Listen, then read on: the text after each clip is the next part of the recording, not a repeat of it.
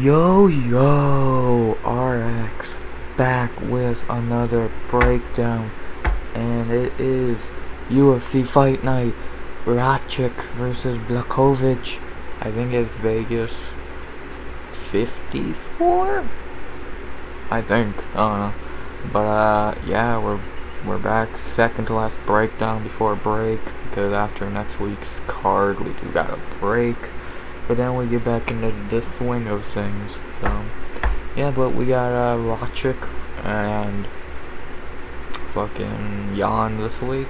And, yeah, Holly and Caitlin Vieira next week. Shit main event, but decent card. Yeah, but, three side notes. First side note, if the mic sounds weird, I got my fan on because it's hot as fuck. So, sorry. Second side note, sorry.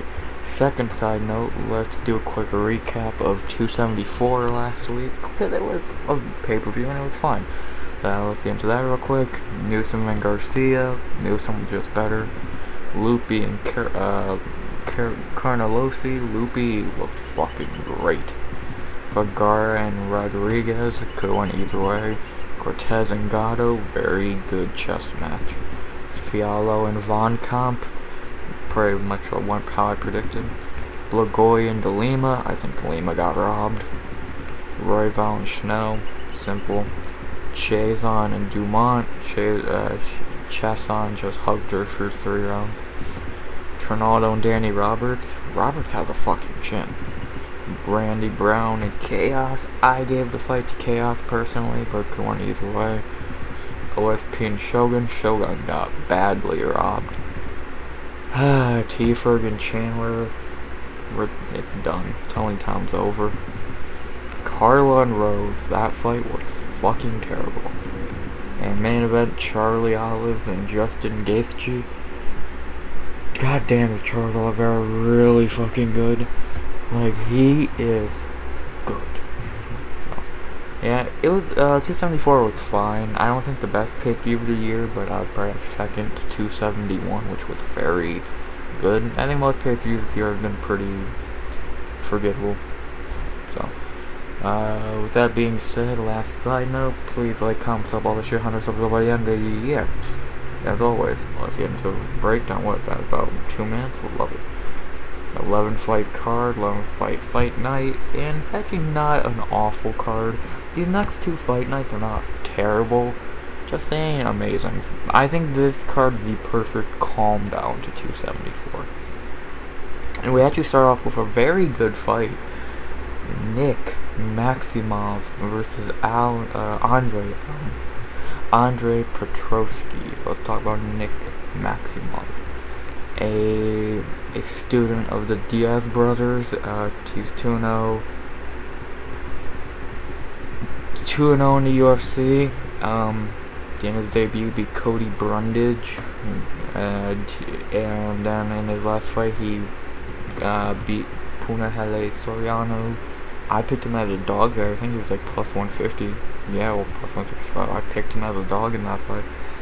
Maximov is a heavy wrestler. He has very questionable hands and a very questionable gas tank. If you get him into that 3rd round, you'll probably win the 3rd round unless you're gassed too. Maximov is still young. He's only, 28? 24. Goddamn, he's super young. 8-0 as of right now. He's good. Like I said, he's a student of the Diaz brothers, so he should be able to learn how to get a better gas tank. Training under some two guys with probably arguably the greatest gas tanks in MMA history. So now, like, he can't learn how to get a gas tank. He's not training under like Glory or some shit where they don't know what gas tanks are. If Maximov could get striking into his game, like, out of his 2 biggest problems, striking and gas tanks, striking would be a lot more helpful to him, because then he could actually have more of a threat. Because if I remember in his first 2 fights, against Puna, you're not going to strike, so I'm not going to get mad at that, but against Brundage, he was not looking that great on the feet. I don't know, yeah, I think Maximov is very good, a very nice prospect at 155. No, goddamn, he's a weight. Damn. Yeah, I think he's a decent prospect. He's still, like I said, 24 and 8-0, extremely young. But I think he's very good. For his opponent, Andre Petrovsky, pretty much everything I said for Nick goes for Andre. Great wrestler, weak, not great hands. The only difference, he's a little bit older. Andre is also 2-0 in the UFC, beating Michael Gilmore and Yerzong, who none of these, the best one out of these guys 4 UFC wins are Puna. But Andre Petrovsky is coming off the Ultimate Fighter, where he did lose to Brian Battle, but he did get a contract, and like I guess he's just very good, which I think he is. He's 30, and like I said, this fight comes down to 2 things: who's the better wrestler and who has the better gas tank. I think the answer to that could, both guys don't have great gas tanks. Andre will also gas. And wrestling wise, I think they're both very good wrestlers. This fight's very good. When I remember when this fight got booked, not long after Nick's fight with Puna, like a week after. I was like, damn, that's a challenge for Nick. The betting guys do have Nick coming in -350 to +270. No, I would have Nick -190, 180. Like, I don't really see him being why he's this huge favorite. Like, do I think he's the better fighter? I guess, yeah, I'd probably say. But I don't think it's -350 landslide, personally. Like, I think -180, 190 would be more fair than 350. What I think is going to happen in this fight is, I think it's going to be a grueling fight for both guys, but I think Nick will have enough will and all that to squeak by the decision and get the win. Though I'm going Nick Maximov by decision. Great fight, 2 great prospects at 185, and yeah, let's see whose wrestling's better. I'm going Maximov by decision. I'm about, let's say, 60% confident. Yeah, not super, but not counting out Andre like those betting odds are, but I think Nick is just a better. I think he's like a hair better fighter. But we'll see. So yeah, Maximov decision. Not gonna even break down this fight because I already did 2 weeks ago because I got canned the night of the fight. Carlos Calderario versus Tatsuya Tara. Just gonna say what I think's gonna happen. Tatsuya by submission round 2, same pick as before. If you want to see a more in-depth breakdown on this, go watch my Cheeto font breakdown. I think was that the card it was on? Sorry about that. I'm pretty sure that was a card. Just see what card got canned off of it. If you want to see my breakdown on that, just go watch it. But yeah, I'm going Tatsuya by submission in the second. Same as before. If you're a lot back, I filmed this in the day. So there's background noise. I'm sorry. Next fight on the card, actually with some name value to it, shockingly being this early on the card. Karkara Janjiroba versus Angela Overkill Hill. Let's talk about Janji. We all know what we're getting with Vivi. We're getting heavy grappling, but her striking's got better. If I remember, unless I'm high, I swear in that Kaneko and Muata fight, she looked super crisp and striking. Even the Dern fight, who Dern ain't a great striker, but I remember that fight being really good. And then against Ribass, I completely forgot that fight happened.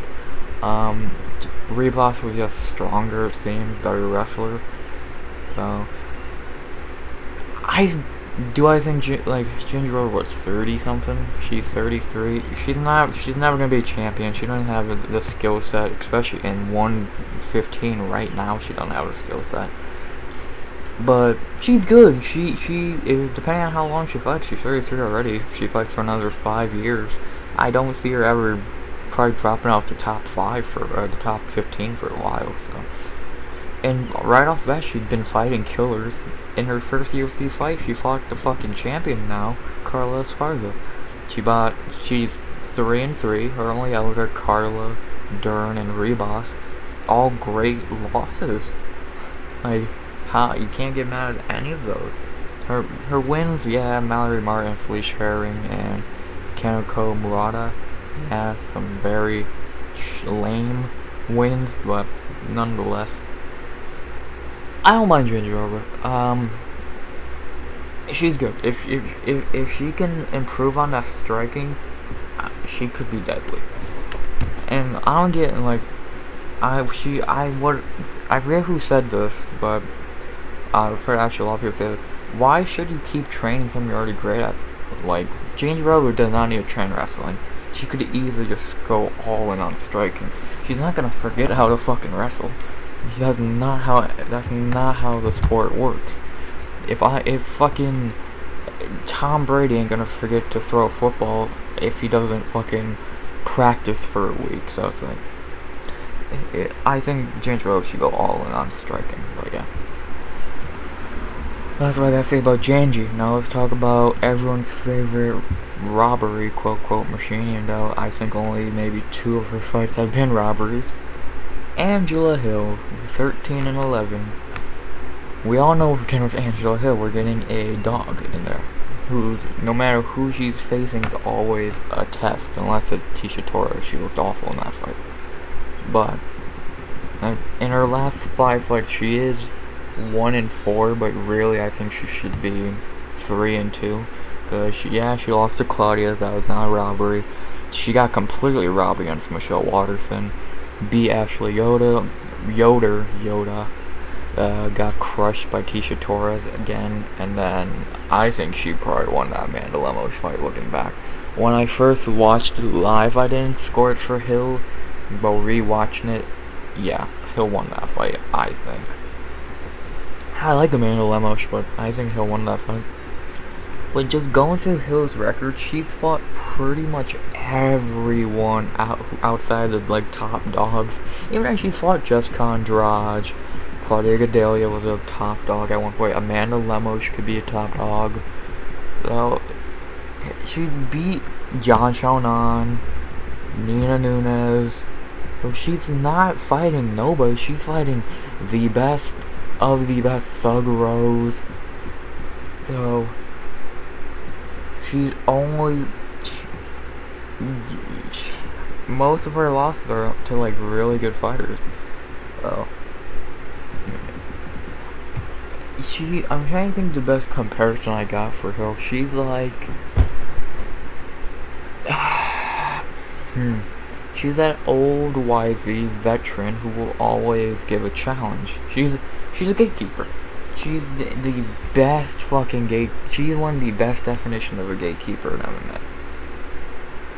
If you can't get past Angela Hill, you ain't going to the top. But if you can, okay. If Hill loses this, she's getting cut though. She'll be 13. Excuse me, 13-12. The betting odds do have Janjiroba -160 plus 135.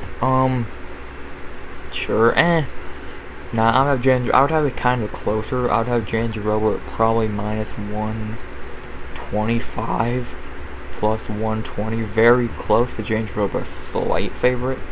I think Janjiroba somehow is younger, even though she looks about 300. But I think Janjiroba should probably take this. If she gets it to the ground, she's a better wrestler. And on the feet, depending on how, if she looks like how she did in that, her fucking last win against Kaneko Murata, then we might have an interesting fight. But if she just gets to the ground, she could catch Angie in a sub, or she'll just wrestle her. So, I'm going Janjiroba by decision. I think, yeah, she should take this. I'm about the same 60% confident of the maximum pick, so yeah. Janjiroba decision. Man, looking over the card, I don't think I have many finish. I might have like one finish, maybe two on the whole card. Shit. Next fight. Oh, we got some very bad fighters. Oh, what an interesting fight. Michael the Machine Johnson versus Alan Nuguti Patrick. Let's talk about the legend MJ, Michael Johnson. This man is one of the weirdest fighters ever. He on his record, if you go from the beginning of the UFC run to now, it's so weird. He beats Tony Ferguson, Joe Lothon, T-Bow, Barboza, Poirier, fucking Lobov, Feely, but then he loses to guys like Pat Sassy or fucking Miles Jury.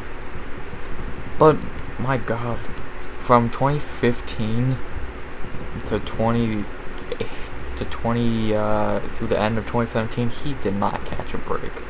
Edson Barboza, Benny Dariush, Nate Diaz, Dustin Poirier, Khabib, and Gaethje. God damn. Yeah, Michael Johnson is at the tail end of his career. He's 35. He's on a 4-fight losing streak. Emmett, Stevie Ray, Thiago Moises, and Clay Guida. He loses this, he's cut. He can't buy a win, and his last win was 2018 against Artem the Goat Lobov.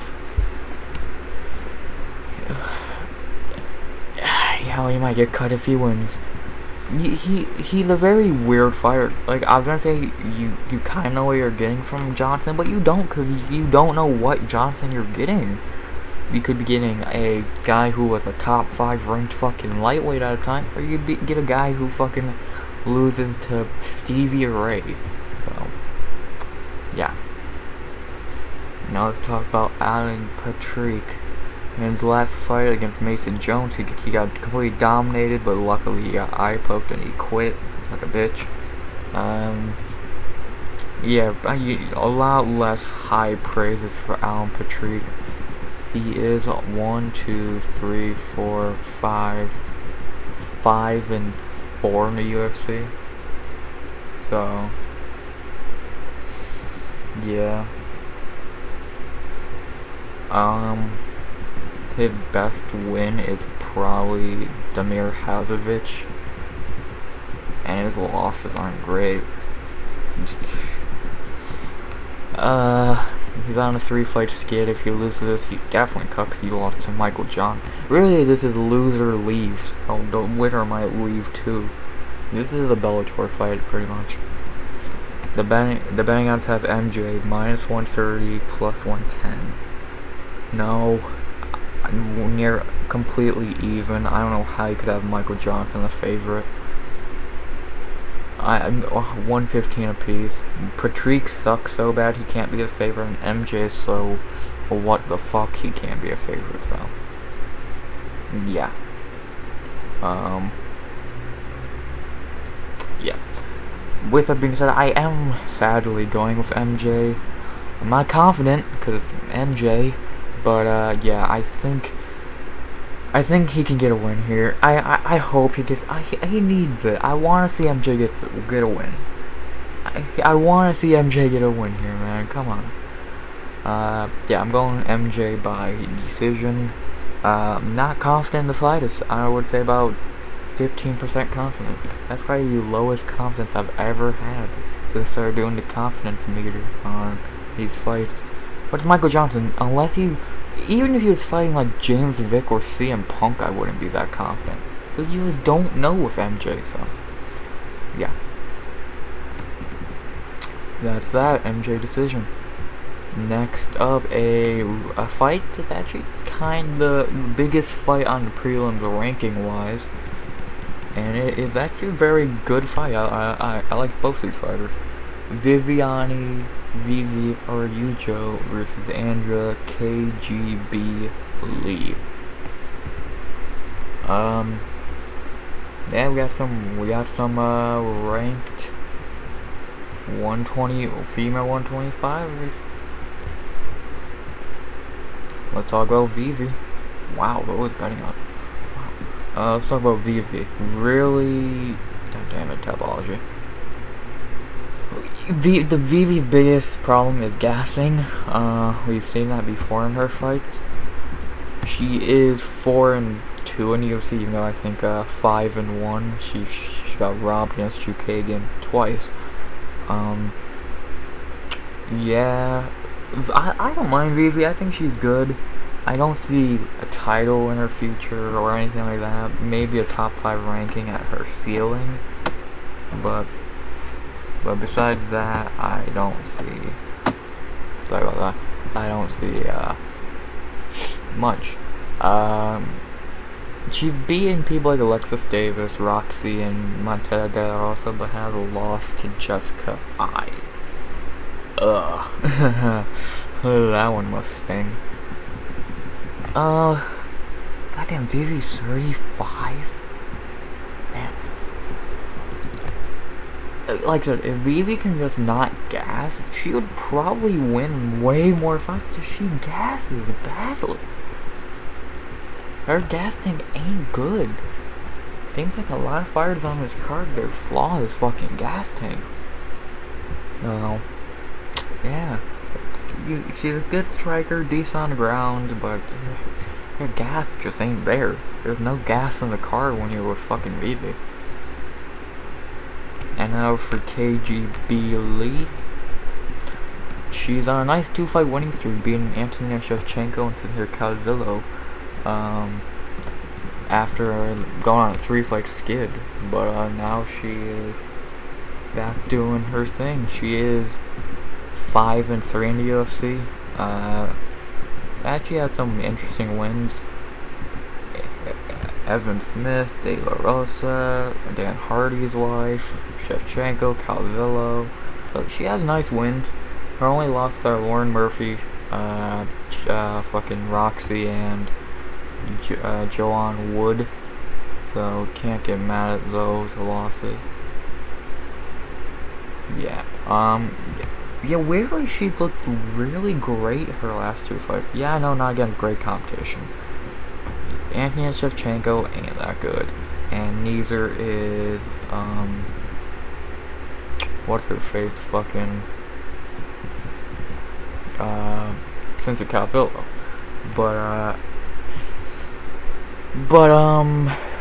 they're not awful. They're not like you're beating fucking tomato cans.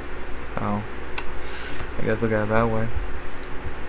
If Lee can pull this off, if Lee wins this fight, she won because Vivi gassed. If she does not win this fight, that means Vivi won the first 2 rounds and then she just held on in the 3rd. So, they're betting out they're near even. I guess Lee's a small favorite, but I would have them near even again, just because either like the fight can go one of 2 ways: either a gas loss, or you just survive the 3rd. So yeah. With that being said, I think I am gonna go Viviane Araujo. I think she will do what I said. I think she'll win the first 2 rounds and probably just relax, wait out the decision, and probably lose the 3rd, but who cares, and take the W. So yeah, going Araujo by decision about, I'd say 45% confident. So yeah. And now the featured prelim already, only about 20-ish minutes in. Jake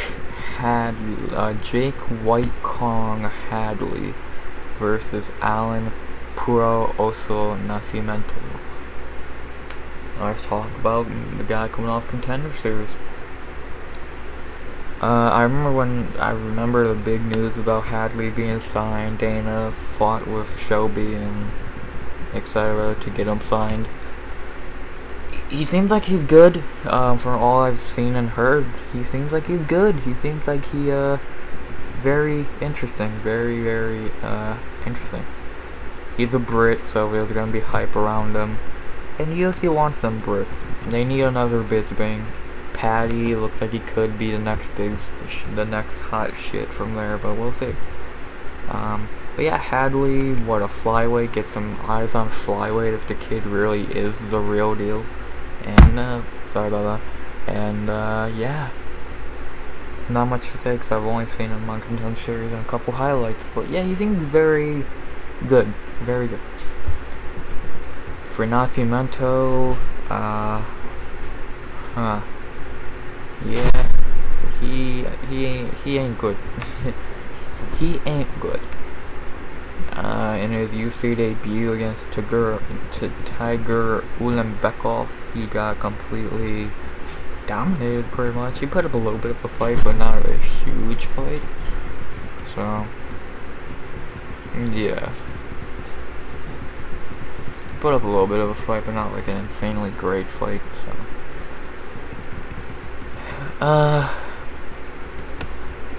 Yeah, he's a wrestler, but he's not that good at it. So, not much to say. The betting odds do have Hadley minus 210, plus 175. Yeah, I'd say about 200, 210-ish, sure. Yeah, I think Hadley's gonna win this fight. I find it kind of hard for him not to. So, yeah, I'm going Jake Hadley by... I want to say a finish, but I'll probably just rock with decision.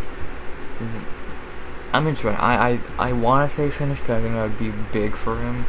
But I think I'm just going to rock with the decision. So, Jake Hadley by decision, about 60% confident. So, those are the prelims. Fine prelims. Nothing to write home about. But, nothing I'm going to be scoffing at. So, yeah. You know, nothing awful. But now we move on to the main card, 5 fights, and we start off with another Contender Series kid.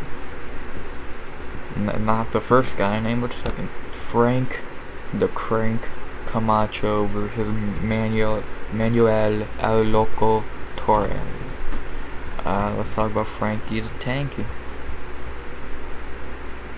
I swear like he pulled out of his last fight because he got in a car crash or some shit.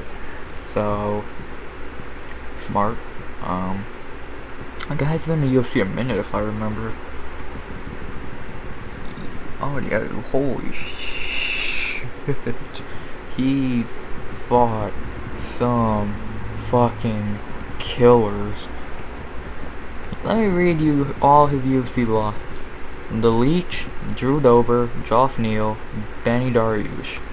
Wow, and Justin James, but we don't talk about that. His wins are terrible. Yeah. How he's still in the UFC, I don't know. 2-5? Ugh, God. Yeah, he ain't good. He ain't good. Yeah, he has a lot of power, but he goes in there to fight, kill or be killed. Very respectable way to fight. But, yeah, he seems like he gets killed more than he kills. So. Let's talk about his opponent, Manuel Torres, coming off Contender Series, a nice knockout. Yeah, I'm trying to remember that knockout. It was a nice knockout. Yeah, not much to say. He seems like he's a very kind of all-around fighter, with some wrestling, some striking. So yeah, another nice Mexican to add to the roster. Not much to say, because, again, Contender Series guys, I kind of hard to remember. Very few of them you were like, damn, yeah, I remember him, so. The betting odds do have Manuel Torres minus 155 to plus 130. I'm going to have Torres a little higher, maybe 180. I think would be a nice betting odd for him. He should probably win this. Unless he gets clipped badly, he should probably win this. I'm going Manuel Torres by knockout in the first. Oh my god, I'm not picking a decision. Yeah, I'm going Torres by knockout in the first. Should be one of these. I don't see this fight going past first, because Frank goes in there to kill and Manuel could easily clip him. I'm going Torres knockout in the first, about 65% confident. Yeah, Manuel Torres, let's go. Next fight on the card, the last woman's fight. And it's a weird one. Terrible fighter. Caitlin Blonde fighter, creative fucking nickname. Shukaygian versus Amanda Ribass. Yes, Ribass is moving up. Shukaygian ain't moving down. I don't think she even could. Let's talk about Blonde fighter. God, I cannot pick her this bitch's fights if I tried. But you know you're getting with Caitlin Shukaygian. You're getting very lame striking, a lot of yelling. You're just not getting a good fighter. She plays to the judges. She's not good. She's She's tall, which helps, but with the Jessica Andrade fight, she has no her body defense is horrendous. And she actually has some nice wins. Lauren Murphy, Irene Aldana, god, how the fuck did he win that fight? Jennifer Meyer twice, Joanne Wood, Antonina, R.U. Joe, that was a robbery. So it's like, she has okay wins, just, she ain't good. But all her losses, she only has 4, Liz Carmouche, Jessica I, Valentina, and Jessica Andrade. Yeah, what do you expect? The only one of those that is not great is Jessica I. You should be winning that fight, but what do I know? We talk about I said moving up. She kind of flips between weight classes, but let's be honest, she's moving up. If she wins, she's ranked in the top 5 for fuck's sake. Amanda Ribass. You know what you're getting with Amanda Ribass. You're getting mass striking with a lot of grappling. She is 5-1 in the UFC. We all know that one, getting put face down, ass up by Marina Rodriguez. And she had some nice wins. Mackenzie Dern, Paige Van Janjiroba, Marcos Whitmire. Fine. Dern's a nice win that aged very well. Janjiroba, fine. PVV, Marcos and Whitmire, But I think she's getting better. She's only, 28, so she's still got a lot of room to improve. She's fine. She's fine. She's fine.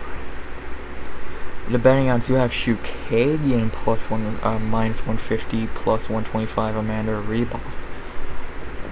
Sure, I would think minus 130 plus 120 for Shukaygian. I think she probably should be the favorite, size, this, that. Judges love giving her the fight, so she did not win. But, yeah, man. With that being said, my first underdog night, yes, I'm biased, and yes, I want to see Ribass win. I'm going Amanda Ribass. I think she could win this. If she could catch her on a sub like she did Paige, or she could just maybe be a better striker. We don't know. Height difference, fuck. 6 inches in height difference, fuck. Yeah, you might want to wrestle. With that being said, I'm going Amanda Ribass by decision, about 50%. Yeah, about 50. I hope she wins this fight. I don't like Shukaygian. She's a boring fighter. Fights like a coward, etc., etc. Going Ribass by decision. Yes, I'm biased. No, I don't care. No. Yeah. And before you ask, no, I'm not rushing through these. I just talk very fast. So, yeah. The last 3 fights on the card. Next fight up, Luis the Last Samurai Smoka versus Dangerous Davy Grant. Not used to their nickname being before their name. But yeah. Let's talk about Luis Smolka. Yeah, he ain't good. Not much to say. He very lame, weak chin, fine kicks, but yeah, he's not good. He's been in the UFC forever. He just ain't that good at the end of the day. He will beat guys he should, but he will definitely lose to guys he should be losing to. You know, if you know what I mean. No, like, to bring up his, like, he will lose to Brandon Moreno or fucking when Tapology wants to load, guys like that. But he just ain't beating these top guys. Yeah, he'll lose to Bram Moreno, Tim Elliott, whenever you want to load Tapology, you're being very good. Any day now. Yeah, he'll lose to fucking Matt Schnell, Nicolau, Elliott, etc. But he won't. But he'll beat Sumerdarji, Jose Canornes, etc. So yeah, he ain't good. Yeah, that Vince Morales fight was okay. If Smoker loses this, I don't see how he doesn't get cut. So yeah. Let's talk about Dangerous Davey. In his last 2 fights, having 2 wars with Adrian Yanez and Marlon Vera. What do you expect when you're fighting Adrian Yanez and Marlon Vera? Before that, he did have 2 really nice knockouts back-to-back in Martin Day and Jonathan Martinez. He's just been a very up-and-down fighter. He's finally getting his name out there these last couple fights with some nice knockouts and some nice fights with Cheeto and Yanez. At 36, he doesn't have much time left on the clock, so he's trying to just do what he can. Yeah, not very much more to say. He's a very good striker with good power. The whole shabazz, man. The betting odds do have Davey minus 280 plus 225. I disagree. I would have Davey Grant minus 400. This matchmaking makes no sense. Luis Smoka should not be fighting a guy like Dave Grant. Davey Grant should be fighting a guy like Jack Shore, Ronnie Yaya, someone like that. He should not be fighting a guy like Luis Smoka. It makes no sense. Smoka should be fighting guys like Eddie Wineland and fucking Andre Sukentot or whatever. So, yeah. With that being said, I am going Davey Grant by knockout in the first, my lock for the night. I don't see Davey winning this fight any other way besides a knockout, because, yeah, Smoka. So, yeah, I'm going Davey Grant by knockout in the first, lock of the night, and maybe it might be a second round knockout, either way, knockout. Now we got the main and co-main. Very good light heavyweight fights. Light heavyweights gonna have a lot of moving parts after this weekend. And that is because the co-main, Ryan Superman Spann versus Ion the Hulk Cutelaba. Superman versus the Hulk. Who wins? Let's talk about Superman Spann first. You kind of know what you're getting at Ryan Spann. A lot of power, weak cardio, and really he's never beat a top guy. His biggest win is what? Devin Clark. He ain't that great. In his last 4 fights, he beat Sam Alvey, who hasn't. Got beat by Johnny Walker, even though he should have won that fight. KO'd Misha Serkinov, good for you, and lost to Anthony Smith. Before that, yeah, he was on a nice, 7 fight winning streak. Well, 8 before the Walker fight, but then he lost. If he doesn't knock you out early, he ain't gonna knock you out. Unless he clips you, which could happen, but usually doesn't. Yeah, he's fine. Like, he'll be. I see him being in and out the rankings for most of his career. I don't see much happening with Superman, but he's just not that amazing of a fighter. To talk about the Hulk, Mr. Gas Tank himself, Ion Cutelaba. And his last fight actually looked like he did fix the gas tank problems. He did not gas, and he completely dominated Devin Clark. And then before that, he has a lot of losses due to gas tank issues. Ankalaev, Glover, Cannonier.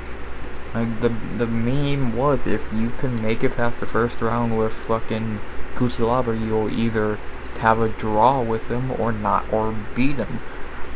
Now it actually seems like he has a gas tank, and that could be interesting, because he always had the skill, it seems, just he never had the tank to go with it. He had the nice, what's the best way to describe it? He had a nice car, just no engine. So yeah. If he has a gas tank in this fight, then he will probably win. With that being said, the betting odds do have Ian Cutelaba with minus 210 plus 155. Yeah, I'd have Cutelaba 170-ish. Yeah. I am going Ian Cutelaba. I don't see Spam winning this fight, to be honest with you. So, yeah. Yeah. I'm going Ian Cutelaba. Probably. I want to say finish in the first, which is very likely with these two. But I think I'm going to go decision. I think Cutelaba will fight smarter in this fight and win. So, Cutelaba decision about 60% confident. Now let's talk about this main event of the evening. Jan Polish Power Blachowicz versus Alexander Rocket Ratchik. Very good fight. Meant to go down at UFC Columbus, but I think Jan pulled out. So, yeah. That happened. I'm just looking up why that fight got canned.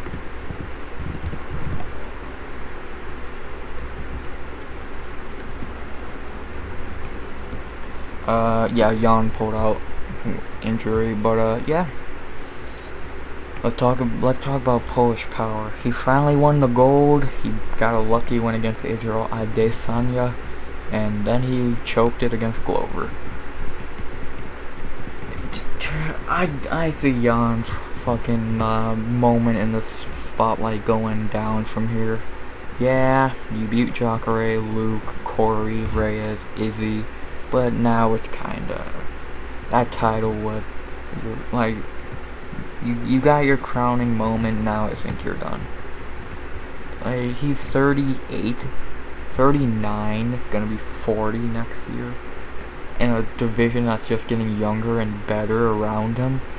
Him and Glover, by this time next year, I would not be shocked if him and Glover are like in the 10 to 5 range of the rankings. So, yeah. And now talk about Alexander Ratchik. God damn, was his last two fights boring as fuck. And if you watch his Smith and Santos fight, you're just sitting there waiting, like, dude, are you gonna ever do anything? And he doesn't. And he does what he has to do to win, but that's not fucking what you do as a light heavyweight, man. Boring. Fucking boring, bruh. It's fucking boring. Ratchik's good, just he's boring. He had the Manuel knockout and everyone sucked his dick, but ever since then, what has he done? He lost to Volkan Oezdemir, good lord. And then beat Anthony Smith and Thiago Santos by boredom. So, yeah. The betting odds do have Alexander Ratchik minus 160 to plus 135. Yeah, I'd have Ratchik as favorite. I don't know how you couldn't. He should win this, so, yeah. I'm going Alexander Ratchik by probably decision, knowing him. Maybe with it being 5 rounds, he actually tries to do something this fight, but who knows. And, yeah. I could see Jan clipping him. I could see Ratchik doing something crazy, but most likely it's going to go to 5 rounds. Yeah. That's that. I'll go with my picks one more time. Maximov, decision. Tatsua, submission in the second. Janjiroba, decision. Michael Johnson, decision. Aryujo, decision. Hadley, decision. Torres, knockout in the first. Ribass, decision. Davy Grant, lock of the night, knockout in the first. Ian Cutelaba, decision. Alexander Ratchik, decision. So yeah, that's that. Fine card. Nice calm down after the UFC 276. And yeah, not much more to say about this card. Hope you enjoy it. Hope you enjoyed the video. Tell me your picks down below. You'll hear from me next week for a breakdown of Home and Vieira, but then you won't hear from me after that for 2 weeks till the Jairzinho and Volkov card after the break. But yeah, besides that, you guys, hope you enjoyed the video. Like, comment, sub, all the shit. 100 subs go by the end of the year. Fuck, 45 minutes. Kind of shorter video for me at least. But yeah, as always, RX out.